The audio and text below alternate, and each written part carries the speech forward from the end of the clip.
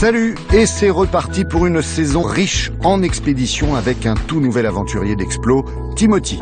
On va être sympa et copain avec lui, on va l'appeler Tim, parce que c'est un spécialiste des arts martiaux. Vous avez compris? Eh oui, Tim, il est gentil, mais il maîtrise la castagne. En arrivant, on m'a donné le surnom de Li Falong, dragon français. Sauf que là, c'est un vrai gentil que l'on découvre et qui va nous faire découvrir l'art du combat de l'Asie à l'Amérique en passant par l'Afrique. Il est énorme. Ouais. Et il joue comme un chat. Tim, son truc, c'est tester donc, prendre des coups pour nous, mais surtout nous ouvrir les portes de lieux mythiques, nous ouvrir aussi le cœur de ces guerriers. Aujourd'hui, Tim nous accompagne en Chine, où l'on compte pas moins d'une centaine de boxes différentes, où les écoles font le plein de jeunes apprentis, de Pékin à Hong Kong, en passant par le fin fond de la campagne chinoise. Vous êtes prêts? Alors c'est parti, vous avez rendez-vous avec Tim, des champions et des graines de guerriers.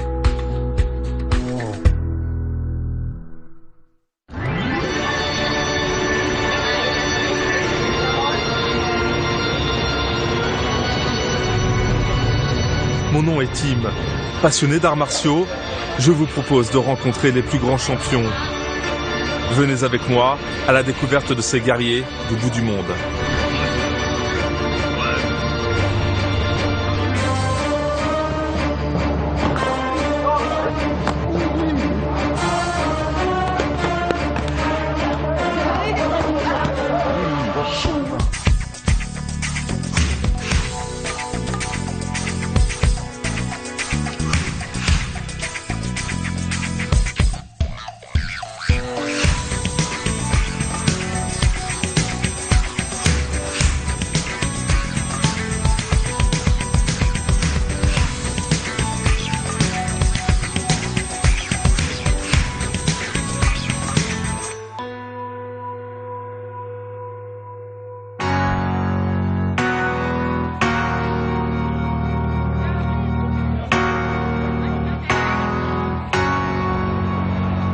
Mon nom est Tim.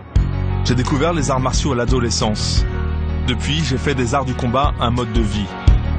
Aujourd'hui, j'entreprends une autre quête et je vous emmène avec moi à la rencontre des guerriers du bout du monde, sur les traces des arts martiaux anciens et modernes. Du kung-fu chinois au combat libre américain, en passant par les lutteurs du Sénégal, je veux comprendre et découvrir ses pratiquants et ses champions. L'Empire du Milieu est la première étape de mon périple, la source des arts martiaux. Les premiers pas de ma quête sont pour Pékin, la capitale du Nord. Une grande métropole aux 11 millions d'habitants répartis sur 18 districts. Je découvre les traces laissées par 1000 ans d'histoire. J'arpente la cité interdite et les vieux quartiers pleins de charme. La place Tiananmen et le palais impérial avec ses jardins somptueux en font un paradis pour les touristes. Mais je suis venu pour découvrir un autre type de patrimoine. L'art de combattre à la chinoise, nommé le Wushu. En Occident, on le connaît sous le nom de Kung Fu. Ici, la plus grande école de la capitale est l'Institut de Wushu de Pékin, dirigé par maître Wu Bin. Des milliers d'élèves ont reçu l'enseignement de ce maître. Certains ont même conquis Hollywood, comme Jet Li ou Jackie Chan. Pour me souhaiter la bienvenue, les élèves exécutent des Taolu. Ces séries de formes répétées à l'envi permettent de trouver la perfection du geste et l'intensité juste.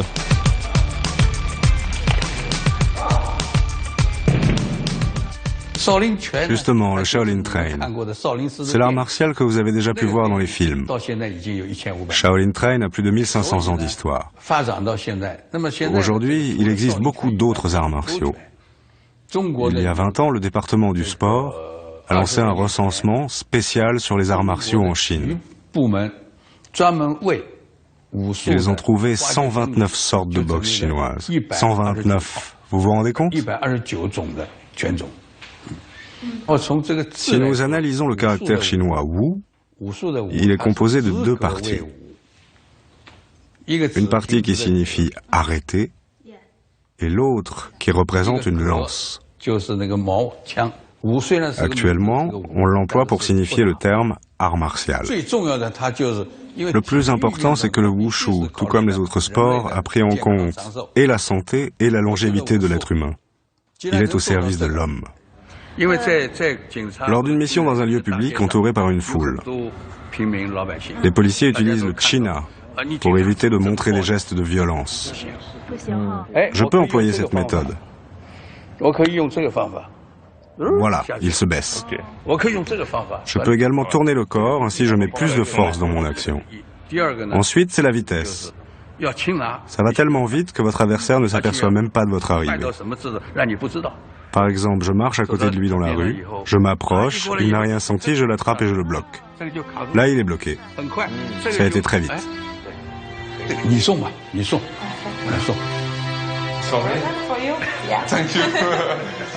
Thank you, Sifu. Mais dans le wushu se pratique aussi une boxe qui ressemble pas mal à notre boxe française. Ici, on peut l'utiliser avec les poings et les jambes pour frapper. Moi, je suis habitué à ce genre de coups, mais je dois admettre que les élèves vont beaucoup plus vite que moi.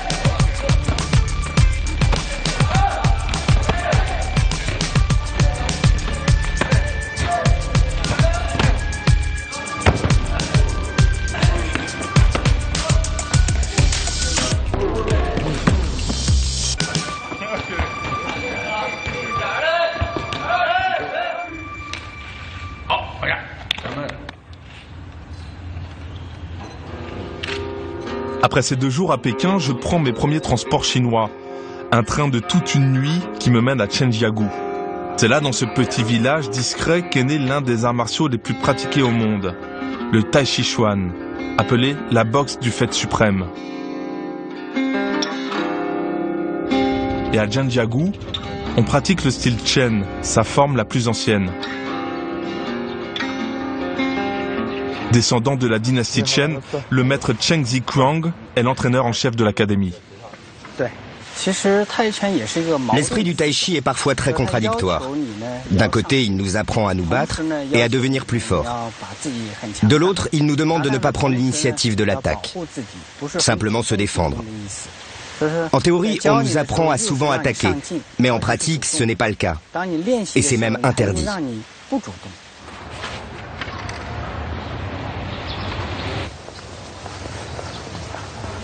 Dans le Tai Chi Chuan, le style est sobre mais puissant. Les mouvements amples sont destinés à libérer la respiration et à faire circuler l'énergie, le chi. Maître Chen Ziquang corrige ma position, essentielle dans le Tai Chi.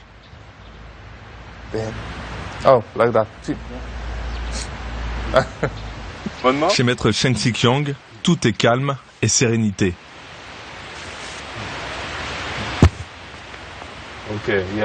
Il n'en est pas moins efficace.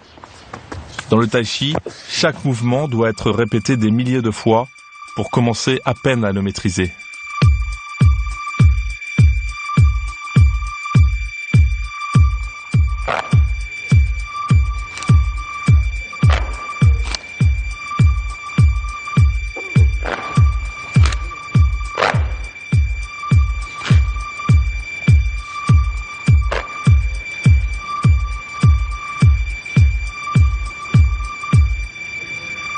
Mais en termes d'enseignement, je n'ai encore rien vu. Je prends la route pour Laizhou, située dans une province du littoral, le Chandang. La ville héberge l'un des plus grands centres d'entraînement d'arts martiaux de Chine.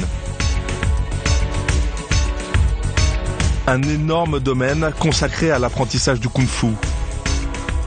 6000 élèves y sont inscrits. Ils ont accès à 11 arts martiaux différents, enseignés dès l'âge de 4 ans. Pour le directeur de l'école, Li Xiongwei, c'est la plus grosse pépinière de champions de Chine.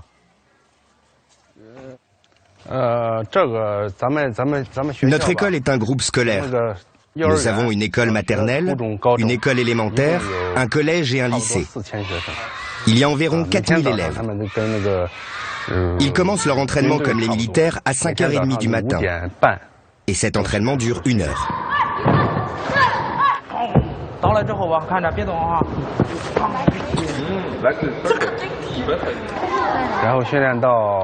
Ensuite, c'est l'heure du petit déjeuner.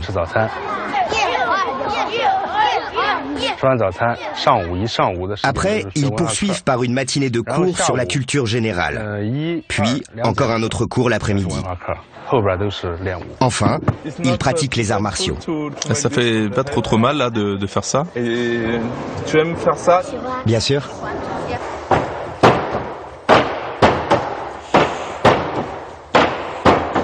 Ok.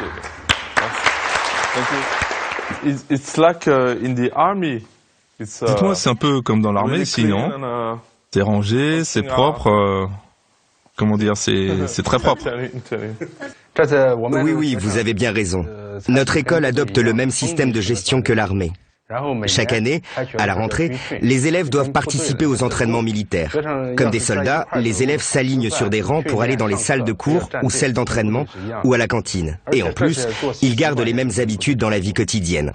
Notre principe dans cette école est de former leurs compétences, leur indépendance et l'autodétermination.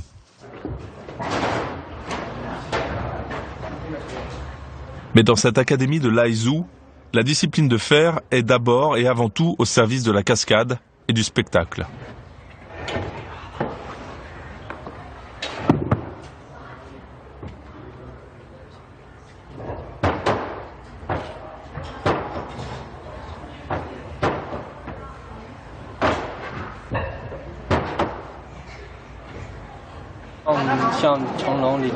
On a envie de devenir des acteurs comme Jackie Chan ou Jet Li, afin de contribuer à l'essor de notre pays.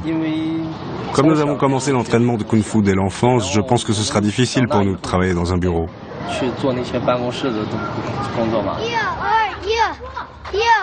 Ces enfants sont conditionnés à vivre collectivement, mais ils ont aussi des responsabilités dès leur plus jeune âge.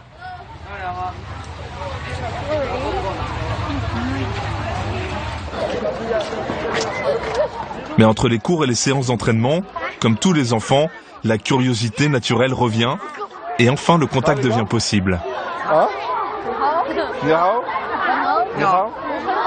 En arrivant, on m'a donné le surnom de Li Falong, dragon français. Le dragon là. Li Falong. Li Falong. Li Falong. À Laizu, ces petits pensionnaires restent parfois 3 mois sans voir leur famille. Le rythme des journées me semble vraiment soutenu pour eux. À la fin de leur cursus, certains deviendront acteurs, mais la majorité sera parfaitement formée pour les métiers de la sécurité, de la police ou de l'armée. Certains peut-être aussi deviendront enseignants. Pour mon 2e jour à Laizu, je vais maintenant tester le sanda que j'avais déjà vu à Pékin. Coup de poing, coup de pied, saisie et projection, cette boxe est vraiment efficace. Elle exige agilité et vitesse et une très bonne condition physique. Bon, c'est mon premier entraînement en sanda, mais je trouve qu'il est plutôt ludique.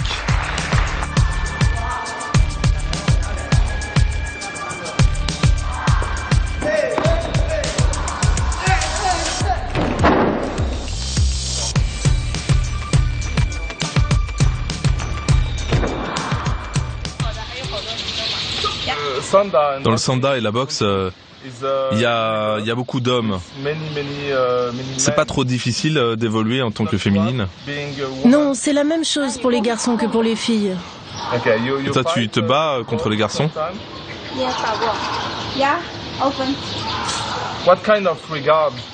Quel type de regard ils ont sur les filles qui font le sanda? Ils pensent que les filles qui pratiquent le sanda sont plus cool que les filles qui ne le pratiquent pas.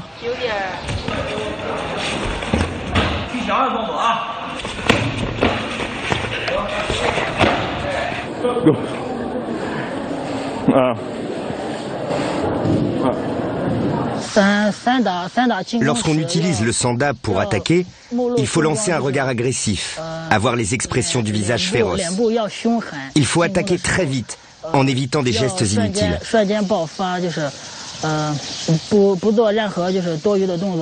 Quant à la défense avec le sanda, je cite une phrase de Li Xiaolong. La défense est aussi une forme d'attaque.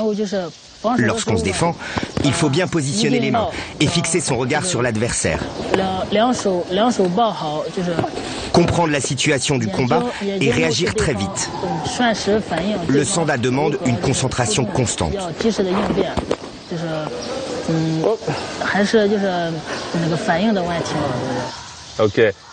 En tout cas, ce qui m'a impressionné, c'est qu'on a du mal à te bousculer, à te prendre la jambe et à te jeter au sol. Bien sûr, je pense que c'est une question de technique. Il y a des endroits très sensibles dans notre corps. Par exemple, j'attaque la partie derrière le genou, là où se plie la jambe, pour faire tomber mon adversaire. Toujours utiliser des techniques et éviter la force brutale.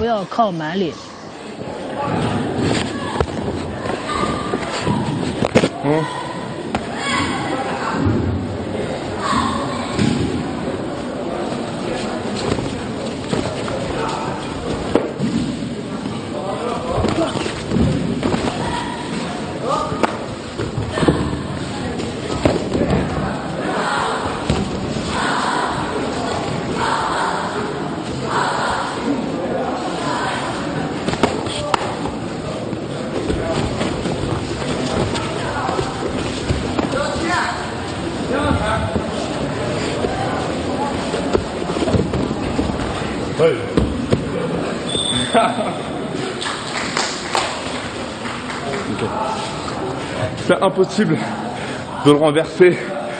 Il a son centre hyper bas.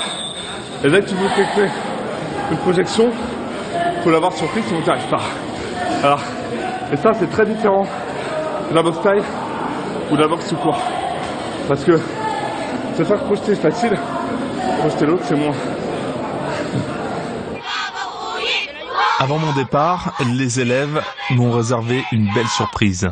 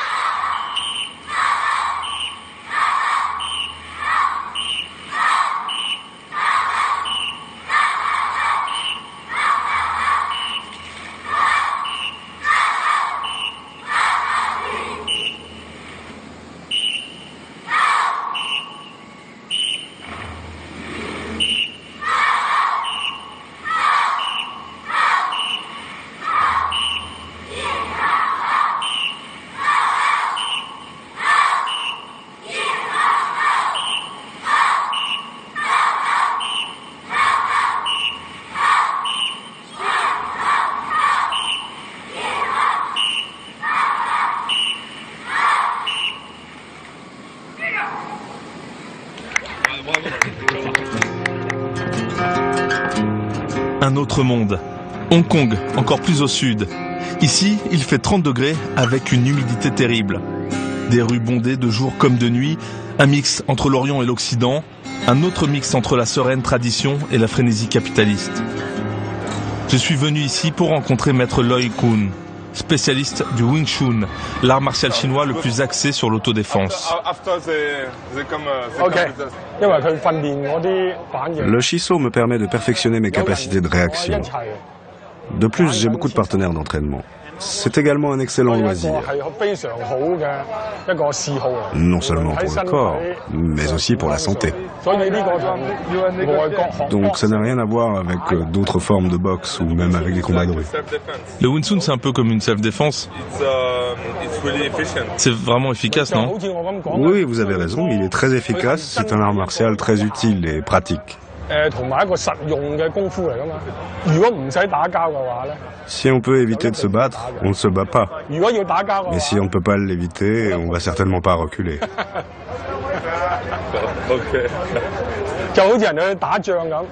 C'est comme les soldats au cours d'une bataille. Au front, on n'a pas le choix. Soit vous gagnez la bataille, soit vous la perdez. Ok, ouais, c'est un peu comme de la survie. Oui, tout à fait, tout à fait. Allez, direction la salle pour voir l'entraînement et mettre tout ça en pratique. Seulement ce soir, j'ai beaucoup mangé et j'espère que les élèves seront gentils avec moi pendant l'entraînement.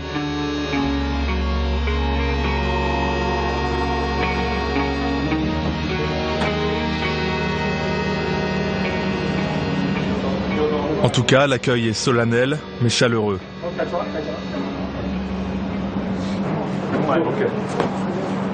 Puis le maître me prend en main.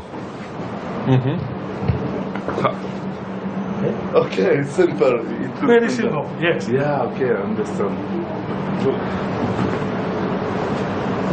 Le maître esquive légèrement mon cou, puis bloque, tout en contrôlant mon corps, en haut comme en bas. Et là, il contrôle mon pied. Il contrôle mon genou. Et là, je tombe. Je vous attrape? Yes, yes. Yes. Like that. Yes. Ok. Ok. Ok, simple. C'est simple. Ok. Very easy. One time. Ok, ben j'en ai eu un là et un là. Ok, take like that. Wouh! Ah, c'est bien, c'est bien. Il était beau celui-là. Non, c'est perfect. One more. Waouh, j'ai été touché là, là et là. Un autre exercice du Wing Chun est le Chi Sao, les mains collantes. Les deux adversaires cherchent à se toucher, ce qui développe l'agilité, la souplesse et surtout la sensibilité des bras.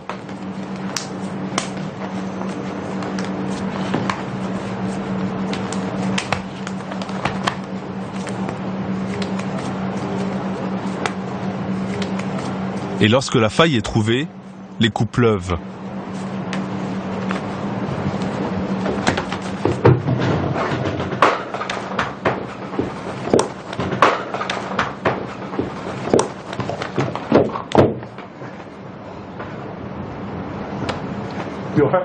You're hot? I have to... Ok, je dois mettre ça sur moi. Ok.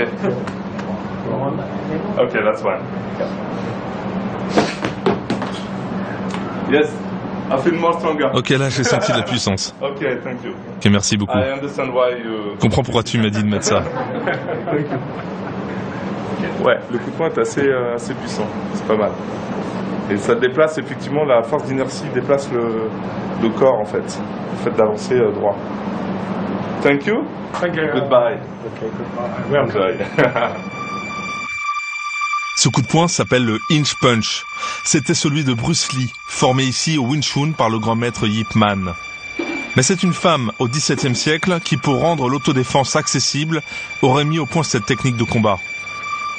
Pour Ivy Young, cet art réclame un minimum de force, seulement de la technique et un peu de courage.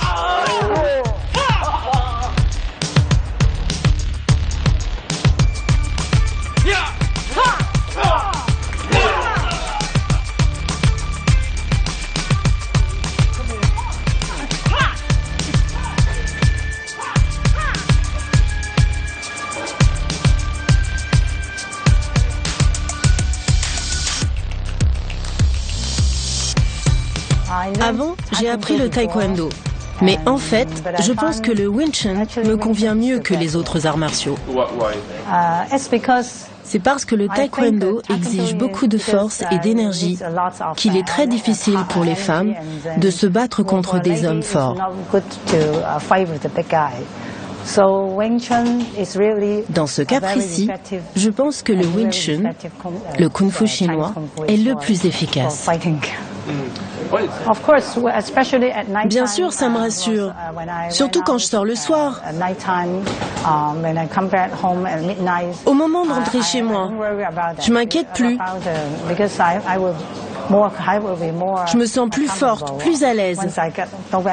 J'ai plus peur de rentrer seule la nuit.